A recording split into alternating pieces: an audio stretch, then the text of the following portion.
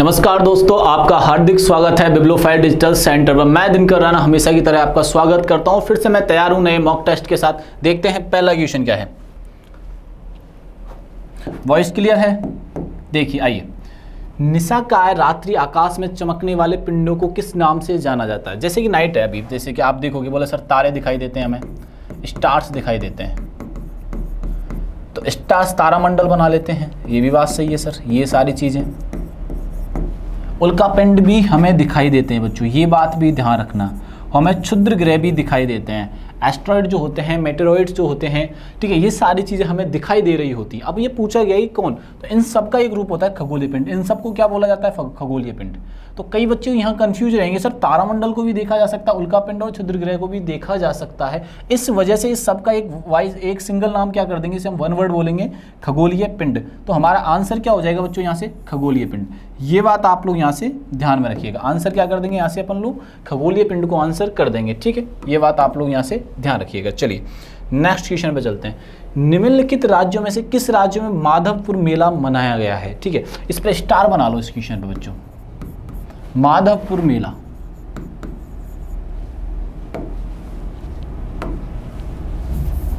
माधवपुर मेला गुजरात में लगता है बच्चों। माधवपुर मेला कहाँ पे लगता है बच्चों? गुजरात में लगता है। माधव किसे कहा जाता है? श्री कृष्ण को कहा जाता है। किसे कहा जाता है? माधव श्री कृष्ण को कहा जाता है। इसमें जो मेले में श्री कृष्ण और रुक्मणी, श्री कृष्ण और रुक्मणी दोनों का ही रूप किया जाता है, दोनों की पूजा की जाती है और दोनों के लिए ही ये मेला मनाया जाता है। आपको ये पूछा जाएगा कि इसमें इष्ट देव कौन होते हैं, किन देवताओं की इंपॉर्टेंसी इस मेले में होती है। तो इस मेले में श्री कृष्ण और रुक्मणी की दोनों की इंपॉर्टेंसी बराबर की होती है। तो हमारा आंसर हो जाएगा बच्चों यहाँ से गुजरात। अब गुजरात से ना क्वेश्चन हमारा ऐसे से थोड़ा अलग तरीके से डिजाइन कर रहा है क्वेश्चन को। कैसे? मैंने कहा गुजरात की जैसे एस्टेब्लिश डेट को लेकर क्वेश्चन पूछ लिया गया है कि गुजरात का गठन कब होता है। भाषा के नाम पर होता है इसका गठन, लैंग्वेज के अनुसार इस राज्य का गठन होता है। कब होता है? 1 मई 1960 को, 1960 को होता है। इस दिन एक और राज्य बनता है, उस राज्य का नाम होता है महाराष्ट्र। उस राज्य का क्या नाम होता है बच्चों? महाराष्ट्र। ये बात भी अपने को यहाँ से ध्यान रखनी है। तो दो राज्यों का जन्म हुआ था 1 मई 1960 को, ये बात ध्यान रखना है, ठीक है। फिर उत्तर प्रदेश की बारी आती है। हाँ, इसके मैं क्लियर कर देता हूँ गुजरात की। पहले गुजरात की जो राजधानी है करंटली वो है गांधीनगर। वर्तमान में जो राजधानी है इसकी क्या है बच्चों? गांधीनगर है। गांधीनगर से पहले 1970 से पहले गुजरात की जो राजधानी होती है बच्चों वो क्या होती है? वो होती है अहमदाबाद। आपसे यहीं से क्वेश्चन पूछ लिया जाता है, largest city in Gujarat, largest city in Gujarat, ये आपको बताना है कॉमेंट बॉक्स में,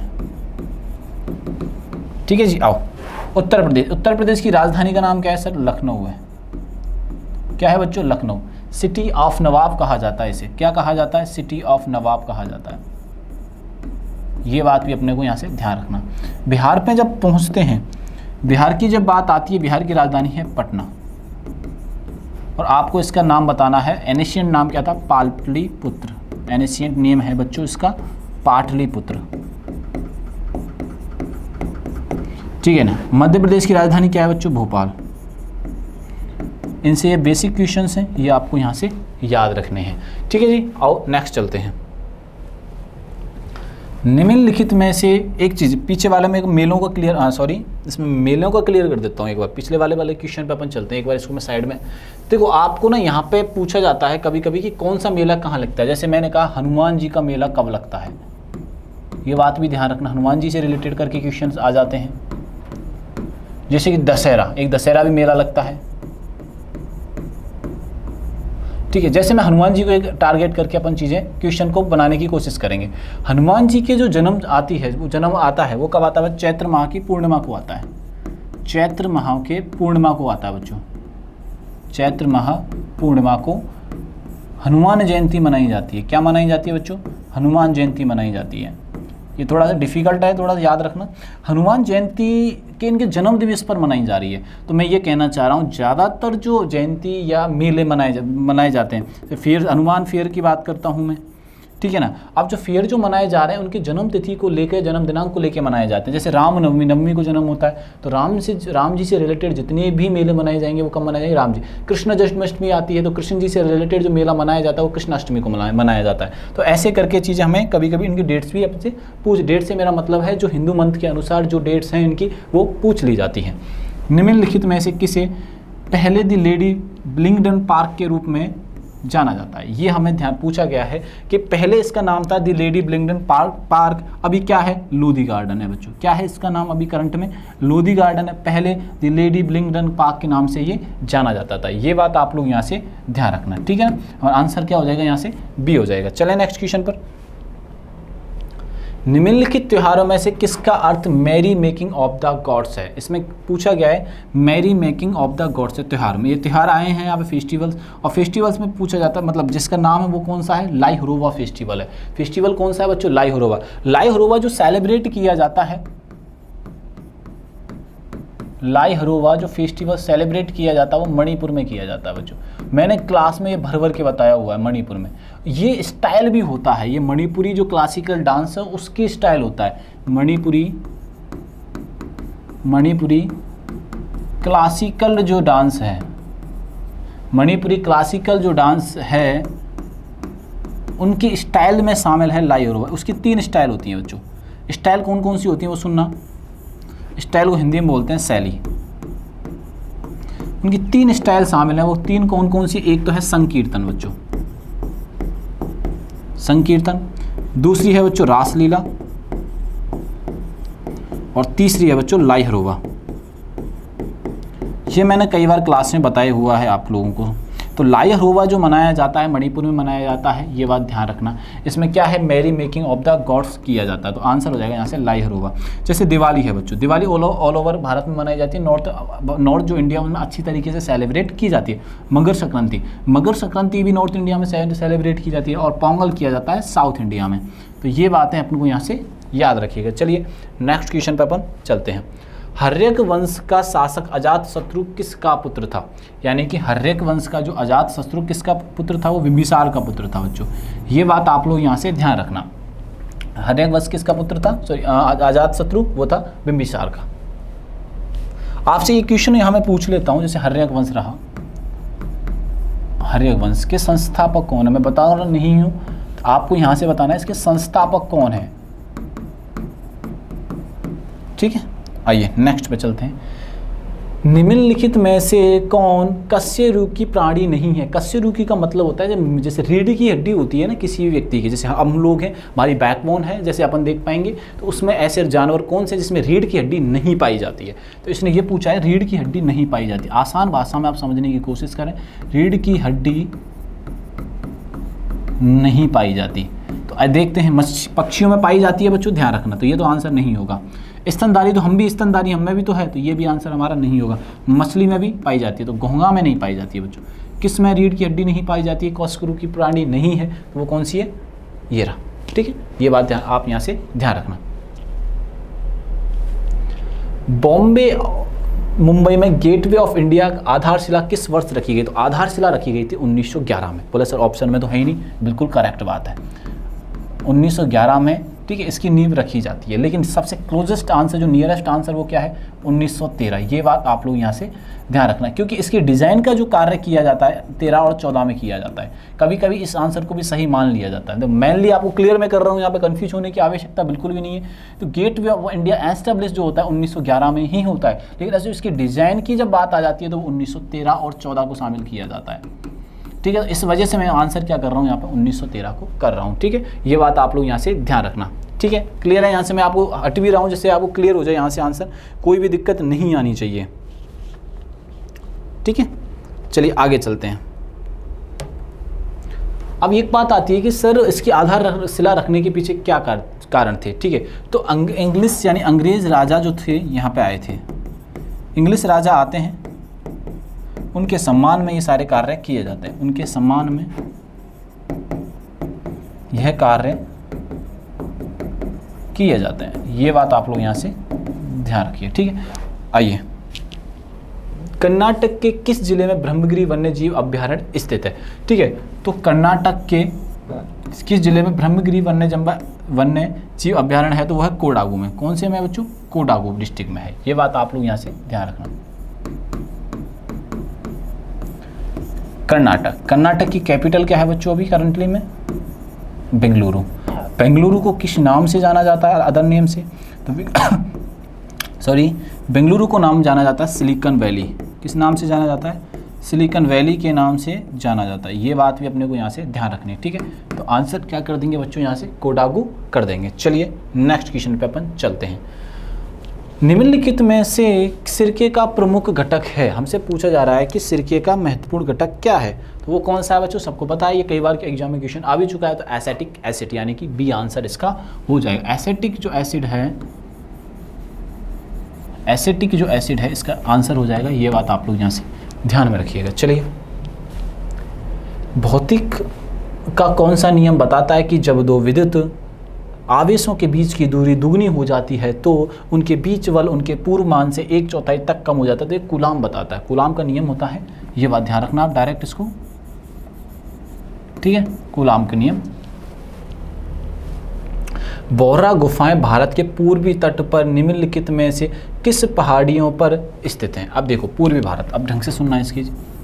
मैं पहले महत्वपूर्ण पहाड़ियों को एक बार बता देता हूँ। जैसे मैंने कहा यहाँ पे पहले डायरेक्शन करते हैं, ईस्ट इंडिया हो गया, पूर्वी भारत हो गया, ये वेस्ट इंडिया यानी कि पश्चिमी भारत हो गया, ठीक है, ये साउथ इंडिया हो गया यानी कि दक्षिण भारत हो गया, ये उत्तर भारत हो गया यानी कि नॉर्थ हो गया। अब बेटा इसने बोला है पूर्वी, यहाँ से ध्यान रखने वाली बात क्या है, यहाँ से पूर्वी इसने बोल दिया। अब पूर्वी तट पर, पूर्वी तट की तरफ जब चलते हैं तो जो फेमस पहाड़ियाँ वो हैं क्या, मेघालय में रहती हैं,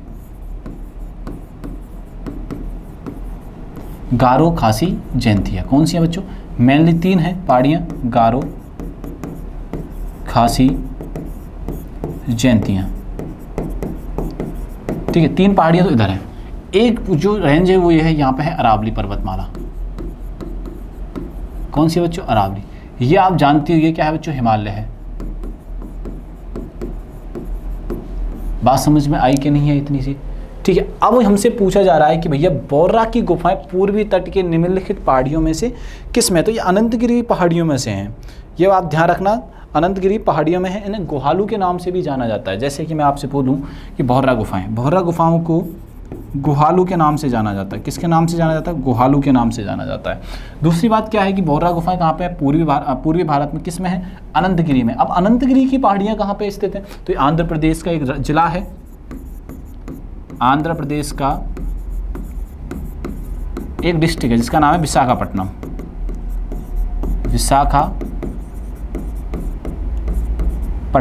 तो ये जो पहाड़ियाँ स्थित हैं ये विशाखापट्टनम में है। ये बात भी अपने को यहाँ से ध्यान रखना। मोस्ट इंपॉर्टेंट बात है कि बोर्रा गुफाओं को गुहालू गुफाएं भी कहा जाता है। ये बात आप लोग यहाँ से ध्यान में रखिएगा, ठीक है। चलिए आगे चलते हैं। हाँ, एक चीज़ और, यहाँ से भारत को 2 पार्टों में बांटती है, यह है विंध्याचल पर्वत, ठीक है ना। अजंता और एलोरा कहाँ पे है? महाराष्ट्र में है। तो ये विंध्याचल पर्वत है बच्चों। ये कौन सा पर्वत है? यहाँ पर विंध्याचल, भारत को जो 2 पार्ट में डिवाइड करता है, विंध्याचल पर्वत। ये बात भी आप लोग यहाँ से ध्यान में रखिए। वॉइस क्लियर है? कोई इश्यू नहीं है। चलिए आइए आगे चलते हैं। यहाँ का आंसर भी क्लियर हो चुका है। पुरातत्ववेत्ता आर नागास्वामी को किस देश द्वारा रजत जयंती अंतर्राष्ट्रीय कला सम्मेलन में सम्मानित किया गया था? तो ये किया गया था बांग्लादेश वालों ने। किसने सम्मानित किया था बच्चों? बांग्लादेश। ये बात आप लोग यहाँ से ध्यान रखना। चलिए अब बांग्लादेश को एक जानने का प्रयास। ये बांग्लादेश हमारा पड़ोसी देश है बच्चों, बांग्लादेश। इसके जो फादर कहे जाते हैं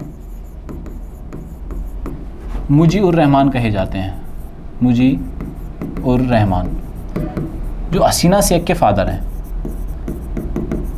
हसीना शेख कौन है सर? फॉर्मर प्राइम मिनिस्टर हैं यहाँ की, एक्स प्राइम मिनिस्टर कह सकते हो आप। एक्स प्राइम मिनिस्टर थी कौन? हसीना शेख। अभी इंटरिम गवर्नमेंट है यहाँ पर। इंटरिम गवर्नमेंट जो है उसके प्राइम मिनिस्टर हैं मोहम्मद यूनुस।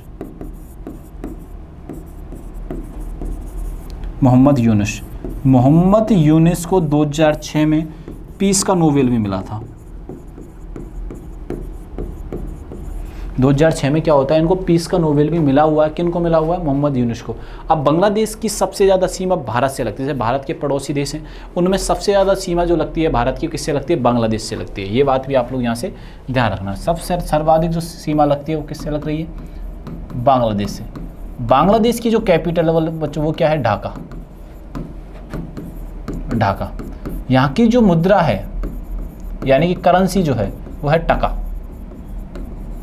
करेंसी क्या है बच्चों, यहाँ की टका है। ये बात आप लोग यहाँ से ध्यान रखना, सारे इन्फॉर्मेशन काम किए तो हमारा आंसर क्या हो जाएगा यहाँ पे बांग्लादेश। नेपाल भी हमारा पड़ोसी देश है, चाइना भी पड़ोसी देश है और भूटान भी पड़ोसी देश है, लेकिन सबसे अधिक जो सीमा लगती है बांग्लादेश की लगती है, और सबसे कम जो सीमा लग रही होती है बच्चों, सबसे कम सीमा ये लग रही होती है बच्चों अफगानिस्तान की। किसकी लग रही होती है, अफगानिस्तान की लग रही होती है। ठीक है जी, आओ नेक्स्ट चलते हैं। निम्नलिखित देशों में से किस देश में प्रतिष्ठित हेस्टिंग अंतर्राष्ट्रीय शतरंज कांग्रेस का 95वें संस्करण आयोजित किया गया था? तो हमसे पूछा क्या जा रहा है कि कहाँ पे आयोजित किया गया था। तो सीधी सिंपल सी बात है, ये आयोजित किया गया था इंग्लैंड में। कहाँ आयोजित किया गया था बच्चों, इंग्लैंड। इंग्लैंड की कैपिटल क्या है बच्चों, लंदन। ये बात भी अपने को यहाँ से ध्यान में रखनी है। चलिए, निम्नलिखित में से कौन सी ग्रंथि फेफड़ों के बीच विद्यमान होती है? फेफड़ों के बीच विद्यमान होती है पीयूष, हाइपोथैलेमस, थाइमस और सीज यानी पीनियल ग्रंथि। अब जल्दी से मुझे बताओ, ये कई बार क्वेश्चन एग्जाम में आया हुआ है, मैंने शायद लास्ट बार भी आपसे डिस्कस यहाँ से किया, तो जल्दी से मुझे बता दो भैया कौन सी है। एक बार नहीं आया ये क्वेश्चन, सॉरी ये बहुत बार क्वेश्चन आ चुका है। कौन सी है, थाइमस, वाल्य ग्रंथि इसको बोलते हैं, थाइमस ग्रंथि होती है। ठीक है, आओ नेक्स्ट पे चलते हैं। जब हम प्याज काटते हैं तो सिंथेज एंजाइम प्याज के अमीनो एसिड सल्फोक्साइड को किस एसिड में परिवर्तित करता है? तो ये सल्फेनिक एसिड में परिवर्तित करता है। किस में करता है, सल्फेनिक एसिड में करता है। उद्योग 2.0 या 0 एक जटिल साइबर भौतिकीय प्रणाली है जो डिजिटल प्रौद्योगिकियों के साथ उत्पादन में सहयोग करती है। रेल मंत्रालय और विज्ञान एवं प्रौद्योगिकी विभाग ने उद्योग 4.0 पर एक अनूठी परियोजना करने के लिए किस संस्थान के साथ साझेदारी में हाथ मिलाया? अब किस संस्थान के साथ साझेदारी की, मैं आपको बता दूं। परियोजना स्कीम 2024 प्रीज ऑफ CGL का हुआ, उसमें सर्वाधिक स्कीम से क्वेश्चन आए थे। ये पॉइंट को टारगेट किया गया था। मैं हमेशा बोलता हूँ एक टॉपिक को टारगेट किया गया है और इसको बेहतरीन तरीके से टारगेट किया गया था। भैया किससे टारगेट किया गया था, इस स्कीम यानी कि योजनाओं को टारगेट किया गया। तो ये बात ध्यान रखना। अब इस क्वेश्चन की बात करते हैं, तो वो है IIT कानपुर से संबंध किया गया है, IIT कानपुर। इतनी सी बात हमें यहाँ से याद रखनी है। चले नेक्स्ट। निम्नलिखित में से नंद वंश का अंतिम शासक कौन था? ये भर के पूछा जाता है, धनानंद। भर के पूछा जाता धनानंद। धनानंद की गद्दी को उखाड़ने का चंद्रगुप्त मौर्य को श्रेय जाता है, और चंद्रगुप्त मौर्य की जो हेल्प जो व्यक्ति करता वो होता है चाणक्य। चंद्रगुप्त मौर्य किसी बिजनेस को ग्रो करने के लिए उसमें लीडर के अलावा एक चाणक्य का होना जरूरी है। तो चंद्रगुप्त को लीडर बनाने में हाथ जिस व्यक्ति का वो है चाणक्य। किंग बनाने में, किंग बनने के लिए चाणक्य की आवश्यकता थी। अब नंद वंश की आवश्यकता, वो नंद वंश की स्थापना किसने की थी? महापद्मानंद ने की थी। नंद वंश की जो स्थापना करते हैं महापद्मानंद करते हैं, महापद्मानंद करते हैं। पहली बात तो इतनी सी क्लियर कर लो, धनानंद इसके अंतिम शासक होते हैं। और मौर्य साम्राज्य की जो नींव डाली वो चंद्रगुप्त मौर्य ने डाली, चंद्रगुप्त मौर्य।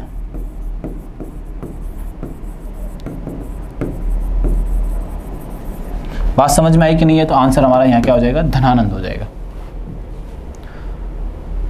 खादी एवं ग्राम उद्योग आयोग ने पहला रेशम प्रसंस्करण संयंत्र किस राज्य में खोला है? तो ये जो खोला गया है गुजरात में खोला गया है बच्चों। कहाँ खोला गया है? गुजरात में ये खोला गया है। ये बात ध्यान रखिए। गुजरात की जानकारी हम पिछले वाले क्वेश्चन में ले चुके हैं, तो इसकी जानकारी के लिए प्रीवियस क्वेश्चन आप देख लीजिएगा। गुजरात का सबसे बड़ा शहर क्या है? गुजरात गुजराती चल रहा है। अब देखो भाई, ये शायद मैंने आपको बताया भी था। गुजरात का सबसे बड़ा शहर कौन सा है? ये गांधीनगर, सूरत, अहमदाबाद, या इनमें से कोई नहीं। गुजरात देखो, एक तो होता है एरिया वाइज और एक होता है ओवरऑल। देखो आप बोलोगे सर एरिया वाइज तो और दूसरा है, एरिया वाइज नहीं बात कर रहे हैं, ओवरऑल बात कर रहे हैं। फाइनेंशियल वाइज भी एरिया वाइज, दोनों में कौन सा आता है बच्चों? अहमदाबाद आता है। ठीक है, और नेक्स्ट क्वेश्चन करते हैं। अकबर की माँ की मृत्यु कब हुई थी? अकबर की माँ की मृत्यु कब होती है? तो अकबर की जो माँ थी, अकबर के मरने के 1 साल पहले डेथ हो गई थी, यानी अकबर की जो डेथ होती है वो होती है 1605 में। अकबर का जन्म जो होता है वो होता है 1542 में। ये बात आप ध्यान रखने वाली बात है। ठीक है, जैसे इसके अपोजिट हम महाराणा प्रताप के बारे में चलते हैं। महाराणा प्रताप के साहब के बारे में जब चलते हैं,